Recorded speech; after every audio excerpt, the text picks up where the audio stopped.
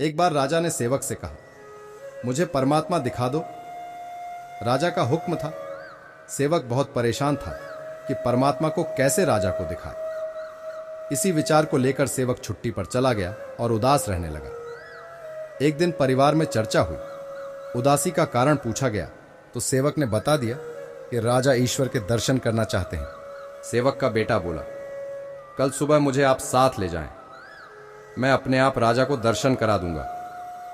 दूसरे दिन सुबह सेवक और लड़का दरबार में पहुंचे और राजा को कहा, मेरा लड़का आपके प्रश्न के उत्तर का समाधान करेगा।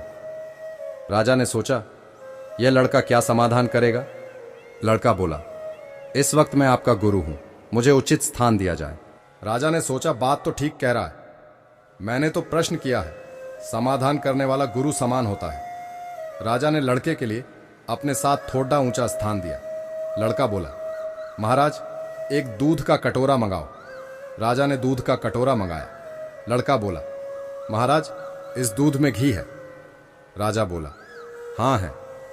लड़का बोला, पहले मुझे आप उसका दर्शन कराओ। राजा बोला, तू मूर्ख है, घी के दर्शन ऐसे थोड़े होते हैं। पहले दूध को गर्म करना पड़ता है, फिर उसकी दही जमाना पड़ता है, फिर उसको मघानी में रिड़का जाता है, फिर मक्खन निकलता है, फिर उसे गर्म गर्म कढ़ाई में डाला जाता है, फिर उसकी मैल निकाली जाती है, तब जाकर घी के दर्शन होते हैं। ऐसे थोड़े ही दर्शन होते हैं। लड़का बोला, यही उत्तर है आपके प्रश्न का।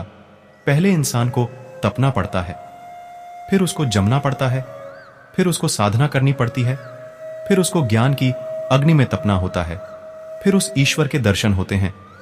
राजा समझ गया और बोला, तू वाकई ही मेरा गुरु है। ईश्वर को जानने के लिए बहुत कुछ करना पड़ता है। वैसे हर आत्मा में ईश्वर का अंश है और उसी को ईश्वर का रूप समझना चाहिए, तभी सुख की प्राप्ति होती है। यह भी संसार का एक नियम है।